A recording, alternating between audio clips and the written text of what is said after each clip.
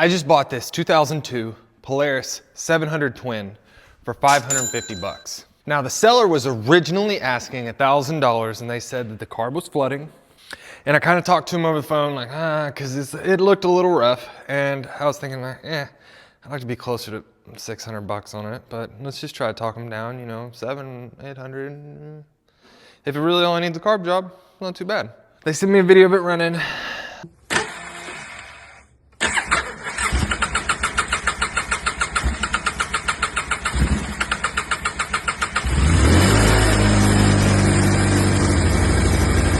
He said the tires were dry rotted.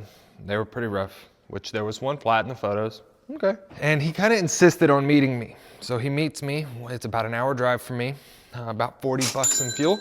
I had agreed to 750, kinda. I would have paid 750 if all it needed was the carb job, you know, fix the carb issues, cool beans, no big deal. I talked to him on the phone. He's like, you know, is there anything you want to know about it? I'm like, is there any major issues that are that I'm gonna notice when I get there? He's like, no, okay.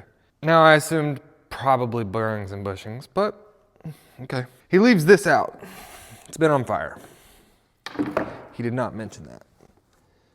And he said, oh, well, carb probably backfired, did that. Well, yeah, that's probably true, but I mean, this is a big hole right here in the plastic. I mean,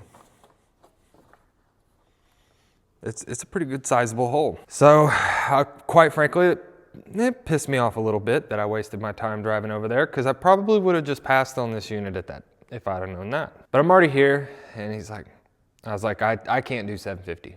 I'm not doing 750 on this, man. And I was gonna walk on it. I have no problem walking on this. It's been on fire. I've caught a lot of units on fire by accident, probably 6 or 7. But I never have had anything on fire long enough to melt the plastic like that. So that burned.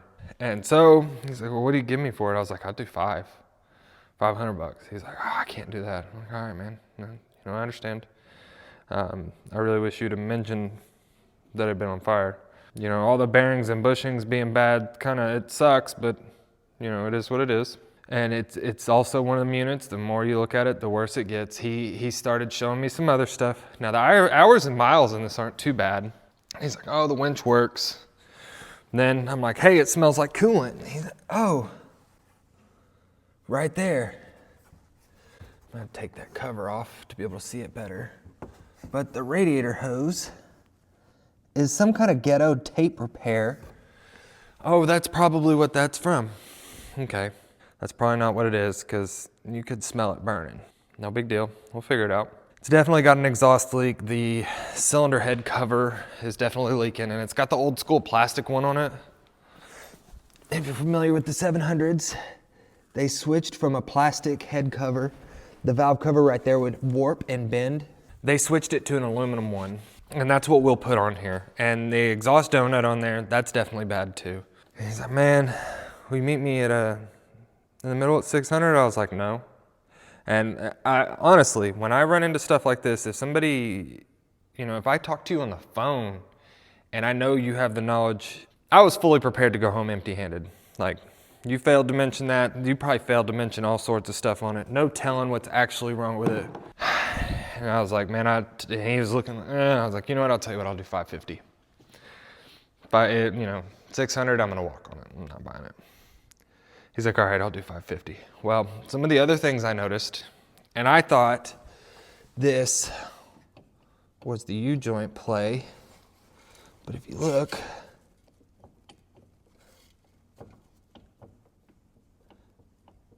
it's the differential. Input pinion shaft, and it looks like this side's the U-joint, for sure. He tried to keep the battery. He's like, are you gonna use that? I'm like, yeah, I'm gonna use it. Like, I need a battery to start this thing. Anyway, you know, it goes like that when you go to buy stuff. This thing doesn't look like it's had the oil changed in a very, very long time.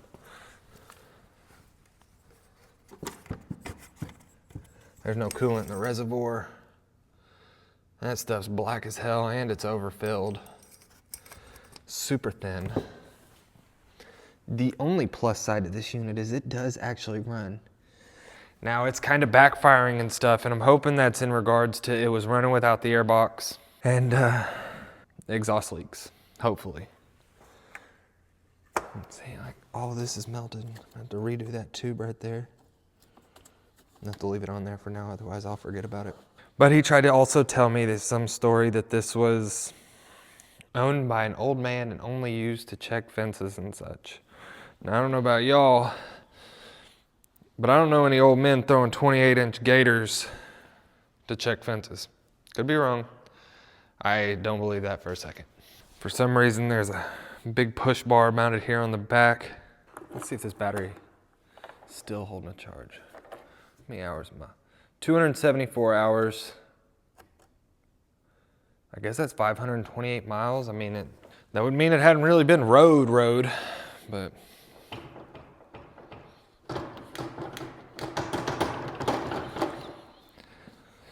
Typical Polaris, every bearing and bushing. And other than that, I know for sure we'll need this intake boot. I might have that. I wonder if there's even an air filter in this air box.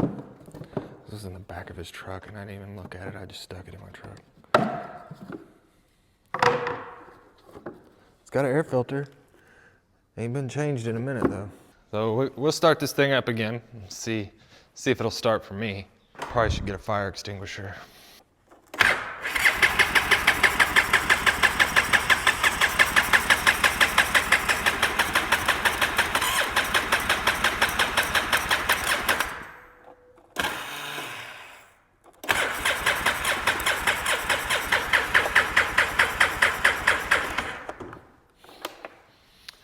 I'm gonna try this with the air box rigged on there.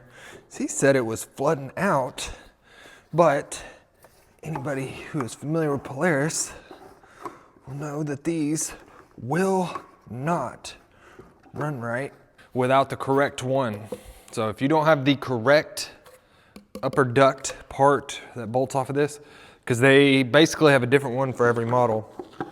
If you don't have the correct one, it will not run. Now, this thing has been outside all morning. I just brought it in here and it was definitely cold out there.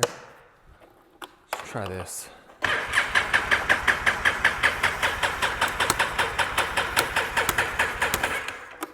I'm gonna give her some extra juice with the Outlander. I'm gonna jump it off.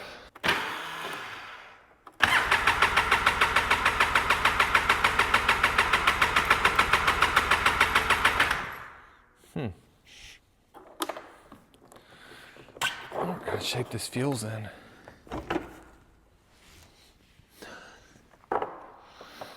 That could be why it's not starting. Try popping that back off. Ooh, why is that color? There's water in there?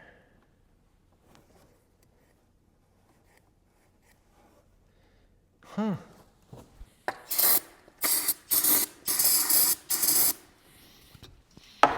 Try a little bit of that.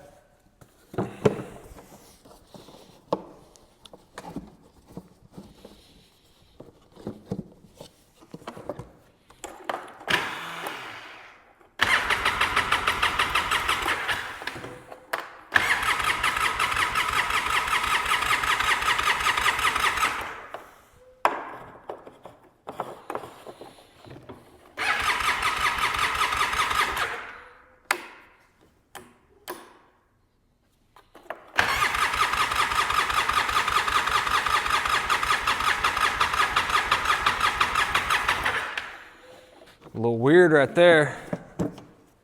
I heard this thing start yesterday.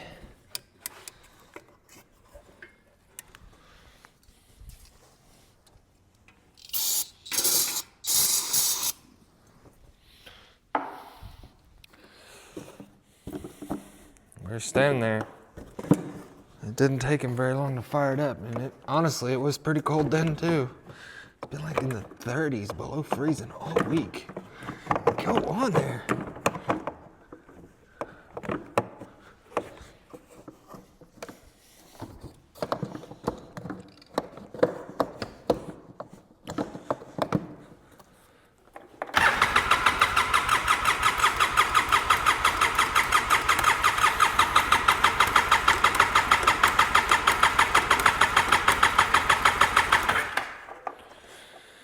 Guess now it's time to pop these plastics off and let's take a look. See if it's got good compression. Make sure that's not a problem too to go along with it, and check the plugs out. The plastic's got to come off regardless to do that valve cover. So, all right, we got it all apart now. Now we can check for spark, do some compression tests, like all that stuff. Did end up managing to break this. Turns out we're gonna need a petcock too. So that's a little bit of a bummer, no big deal.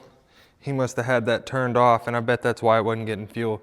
Whatever the fuel that spilled out of there as I was watching that drain, that was not just fuel. I don't know what all was in that, but it was not just fuel.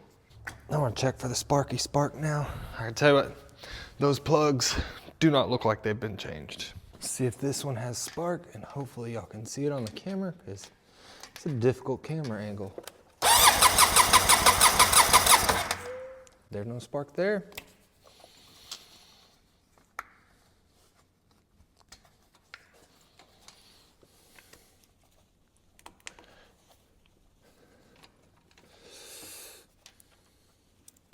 Try this one. There's no spark. Interesting. So we lost spark. Shall we find the all-spark? We are here looking for the all-spark. As I open this up, there is so much ghetto stuff in here. I guess that's to the fan. They tapped into this here. This is supposed to be new. It's like all in one unit. What would cause us to have lost spark between yesterday and today?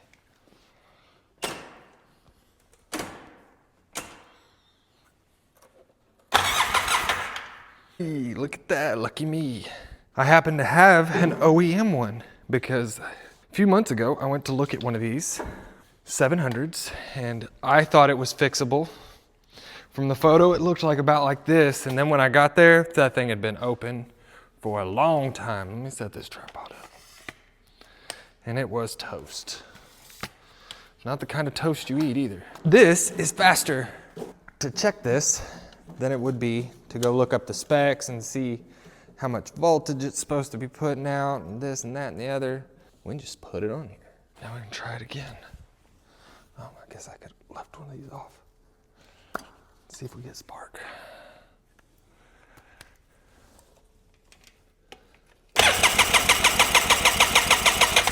That was not the cause of our issue. So I guess my next point of concern will be with this stator, because there's all these burnt wires right here.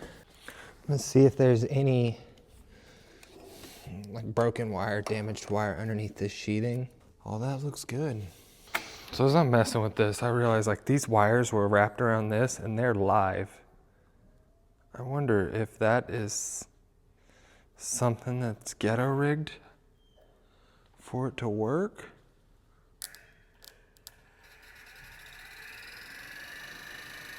The fan just kicked on.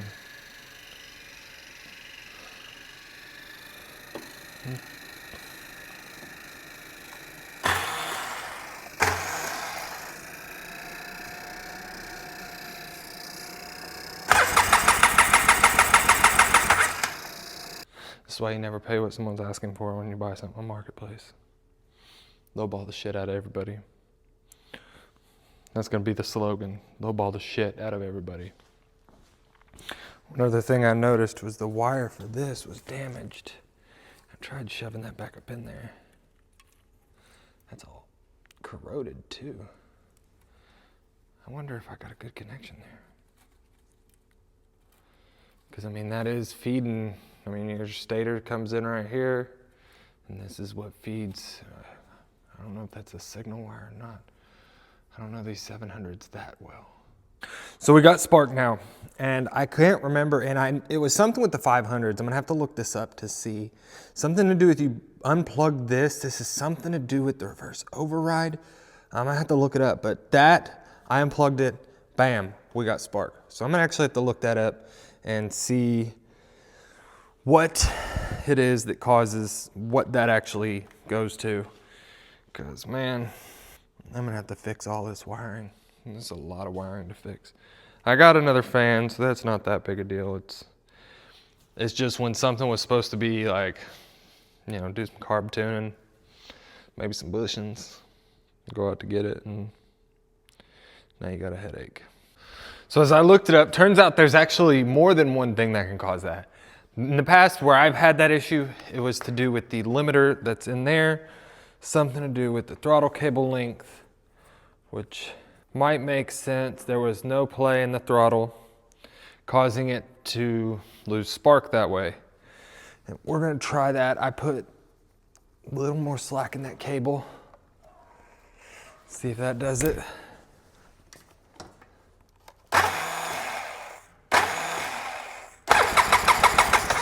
Nope, not that. It can be the unit itself, which I brought another one over here to see if that's it. There's like a throttle limiter inside of here, so that's was a common problem on all these older Polarises. There we go. Got that out. We can test it with this other one right here.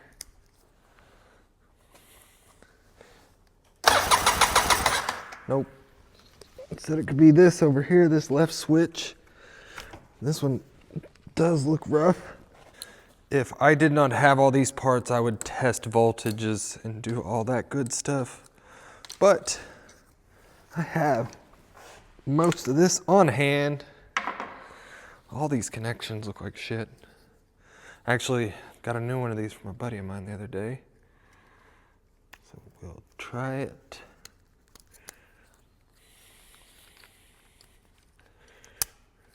Damn, I probably should have done that with the key off.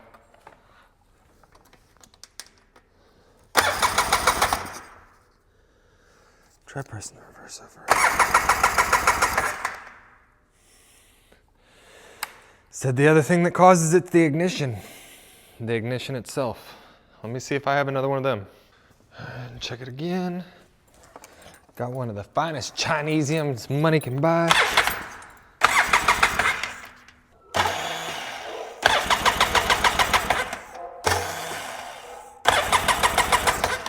Well, I'm a little bit of a loss for that. I'm gonna have to come back to it and think on it. I wanna see if this thing will actually start up again for me. This is not panning out how I wanted it to at all. Now we got the plugs in.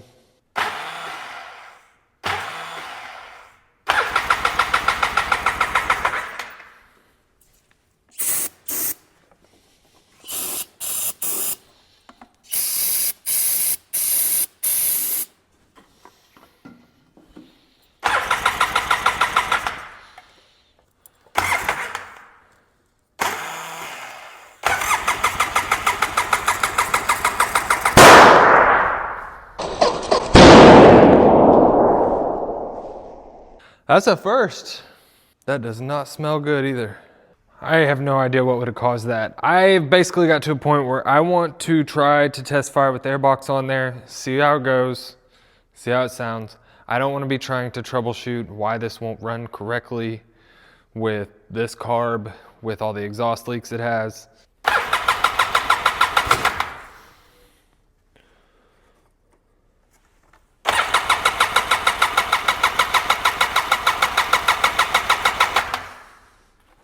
I take that back. I'm gonna go ahead and do a compression test while we're here, just to see. This first plug I pulled, it's definitely been burning really rich. All right, here goes the left cylinder.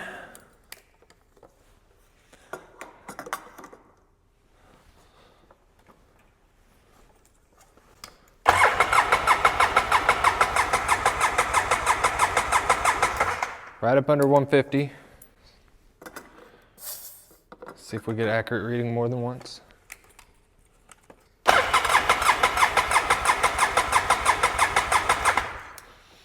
Okay, same thing. I dropped it in some dirt. That's not a good sign. Looks like there's a little bit of oil on that one.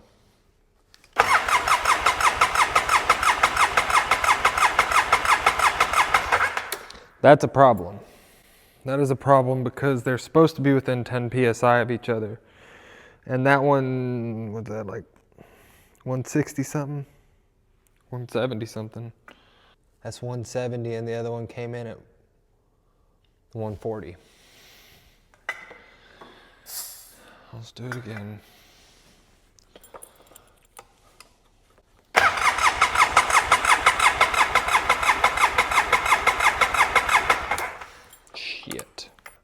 man, this unit has really gone downhill fast.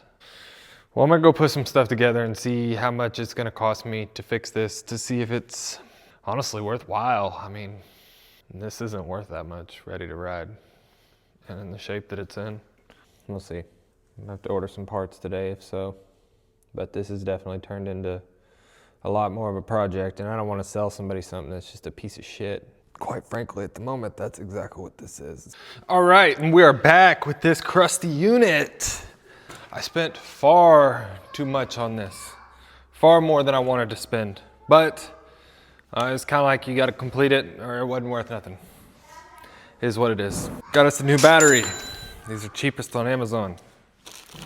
Sparky plugs. Bought 2 of them. Does a twin cylinder engine.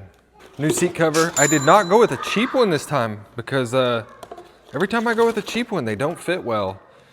And I was trying to figure out what was the difference between, because like you could buy a knockoff seat for like 80 bucks for the Sportsman's, like all the other ones, all the same generation. And these seats look identical.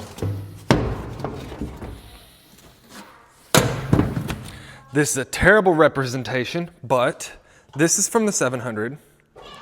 This is from, I have no idea what year model that's from. It's going in the trash after this. But I'm sitting here trying to compare it. I think that was from like a 2003 Magnum 325. And like even to the naked eye right here, these look the same. And I'm like, why is it that the seat part numbers don't match up? And that's when I noticed it. These other seats are just slightly longer. See it? It's like an inch longer. So, all these years, I thought the 700s, all the 600s shared the same seat as all of the other 500s, 400s, all of it. No, turns out they did not. So unfortunately, you can't just order a replacement seat. I am gonna test that seat on here before I toss it to find out for future reference if that's the case. Got some new control arm bushings, pretty much for the whole unit, because it pretty much needs every single one of them. A top end gasket kit, I cannot remember what brand I ordered. They were out of stock of the one I like to use. Piston rings. Honestly, I don't see this needing more than piston rings if the hours on this are right. Because theoretically, if this has such low hours and those piston rings are just slightly off, I bet you one of them's stuck. That's my opinion. Hopefully it doesn't bite me in the ass. A used radiator hose. New air filter. What is that? I already forgot what I ordered. There's too much stuff. And this one was weird. So I've used these U-joints in the past and wanted to try them out one more time before I say, okay, these suck, or it was something to do with the unit I was working on. So I ordered 2 U-joints. It came with 2 from this, and I ordered 4 of these. Then they sent me 2 Moog ball joints. U-joints, 2 Moog U-joints. And I don't know. From what I've heard, Moog products are going downhill. They used to be really good. They've gone downhill. We're gonna try these out and see how they fit in there. If they do well, then I'll probably just buy these from here on out. New intake boot. This goes from the carb to the airbox because the one that's on it's trashed. What was this? Oh yeah, new rectifier, because the plug is cut off on the one we have.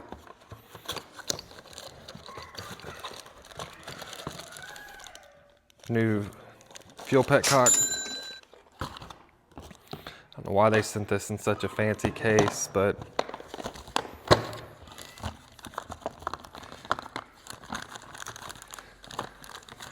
new exhaust gaskets.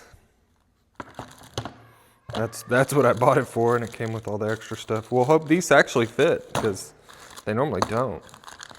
The head will be too big to fit on the 2 inner. We'll see. And came with new springs. I don't know if I'll use them. Sometimes these springs are just too dense to actually be able to get on there. And then, what was that? Oh yeah. This is for the front control arms. Bushings for the front control arms. with the rods, because those rods on that are probably worn out, and a steering stem bushing, and that just dawned on me. I think I ordered bushings twice. I definitely did. We got the rods if we need them. I'll pull it apart, and if we don't need them, then I'll just send that back. Then besides that, 4 brand new axles. Hopefully we don't have a whole lot of fitment issues, because I have a used diff going in this. Hopefully it works, because the used diff is 04 and up. This is a 2003. And from what I could tell, the main difference on these units, and see, that's what throws me off, is I pulled this off in 02. So I believe, if I remember correctly, 02 has these front mounts and then 2 more back here. I don't know why they deleted 2 mounts, but they did. So we got to put that on, and 2 new axles. And then I got 2 new tires for the rear. Now these are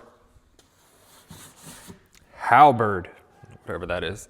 It was the closest thing I could find to match the tread pattern of these XTRs. And I bought both of these tires for less than I could buy 1 rear of these. Because these are like 120 a piece. It's a lot cheaper than ordering those. And honestly, like, that tread pattern, it's pretty much the same. I'm just weird about the tread patterns matching when I put them on. I want it to match. Is what it is. I'm not gonna use these wheels. I'm gonna take these wheels off of here because I think these wheels look terrible. And then before it's all said and done, I want to see if we have another footwell for this.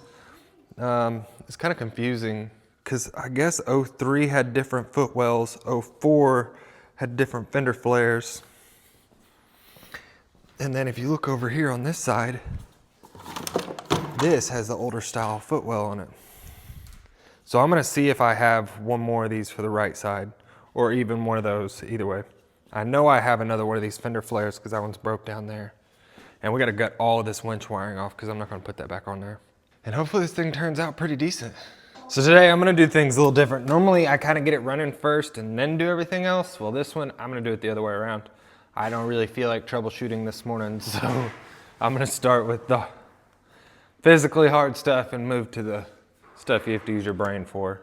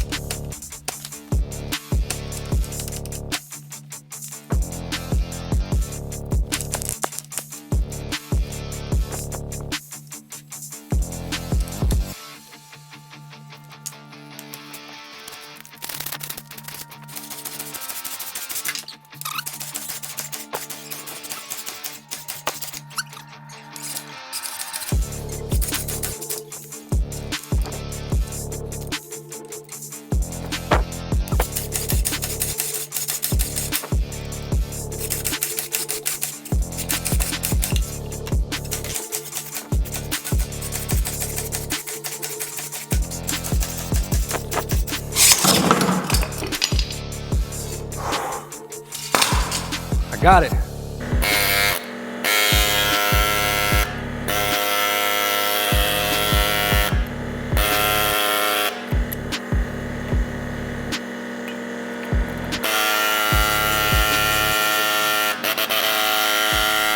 Oh yeah, so I got a hella arm pump right now. Can barely feel my arm. the other side axle. I've never ever have one of these that like you can get, as long as you get one of them out, you're good to go. That other side with the air hammer beating on it, nothing. It is not moving. So that's kicking my ass, and I'm like, all right, I'm sitting here trying to come up with some ideas. And I noticed this, and I'm gonna have to go back and look at all the other video and see if I did something to break this. But honestly, if I broke it, it's still gotta be replaced. It still sucks. Yeah, because I just noticed that.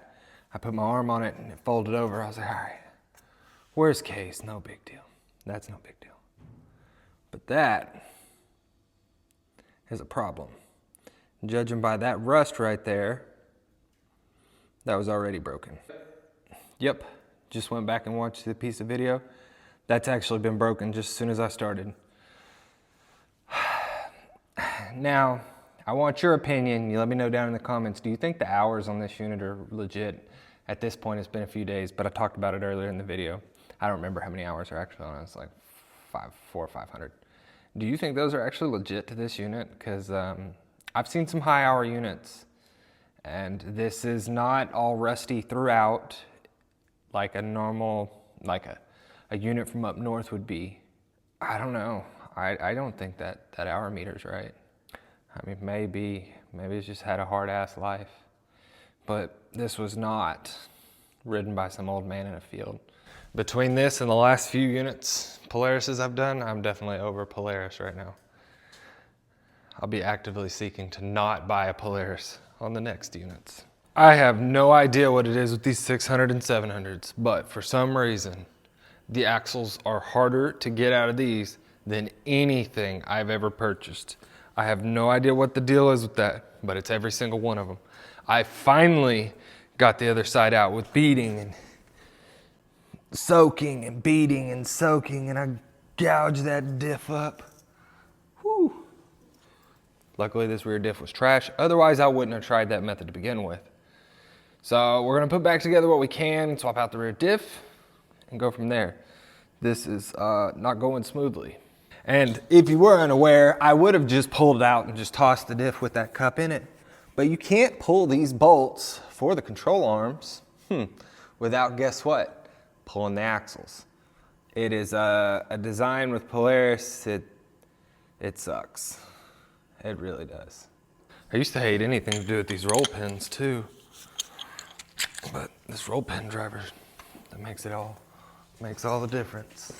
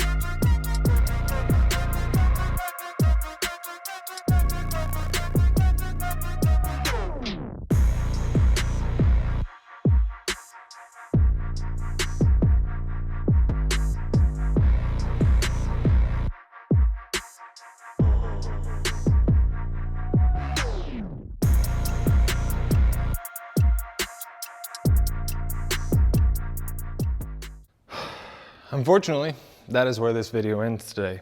Everything is so jacked up on this unit, and I had someone comment on one of the last couple of videos about I'm buying parts bikes and bringing them back to life, and I'll be honest with you, I feel that way on this one.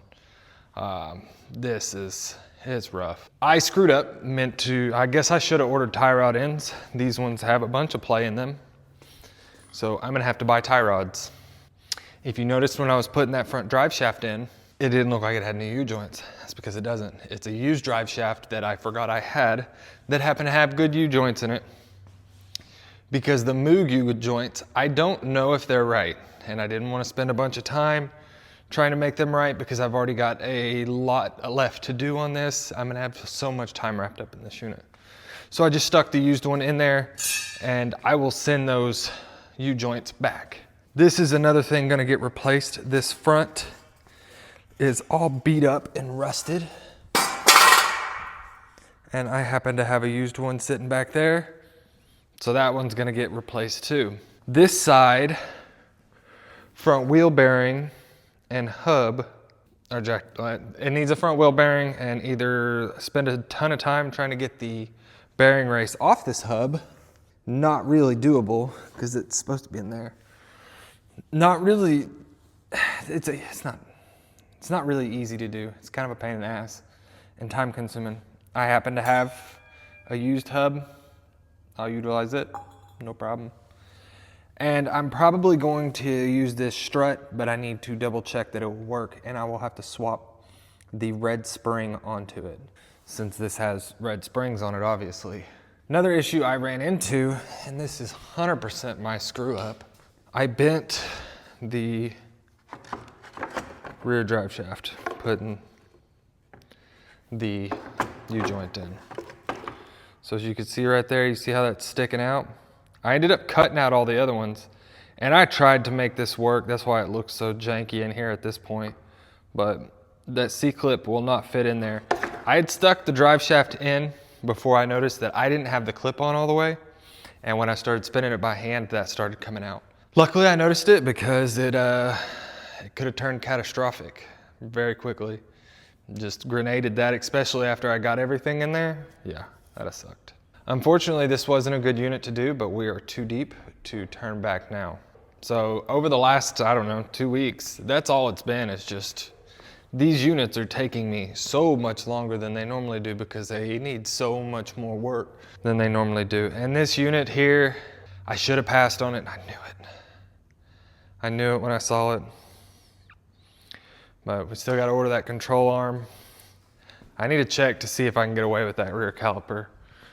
The axles are just falling apart in pieces as I was pulling them out, so I'm glad I bought all 4 instead of just the one that I knew it needed. One of the U-joints on these was a little worn out, and the cost of it wasn't that much more. I mean, I'd have saved 60 bucks ordering just rears, and I'd rather have it and not need it than need it and not have it. Now it'll have 4 brand new axles on it. So stay tuned for part 2, where I bring something to life that should have, quite frankly, this probably should have been parted out. It needed too much. And if it was parted out, it could have been much more profitable. At this point, with as much as I have into this unit and with what I'm about to buy, there's not gonna be much room, not much room to make money on this. And that's how it is sometimes. Live and learn. I'm about burnt out on Polaris, that's for damn sure. Still got to rebuild the motor for that one. And if you've made it this far into the video, would you be interested in doing a live Q&A? I get a lot of comments, and I don't know if I answer questions very well in that section. So I figured maybe if I did a live Q&A with everyone, I could answer questions better and make more sense. I know that I don't come off as friendly over text, and I know that because of my Facebook reviews are actually all really good except for in that section. I'm too straightforward when I text. I can't. It is what it is. But if y'all would be interested in doing a live Q&A, let me know down below. And coming up soon, we have a giveaway. I'm excited about that. I'm just not sure how to structure it. Thanks for watching.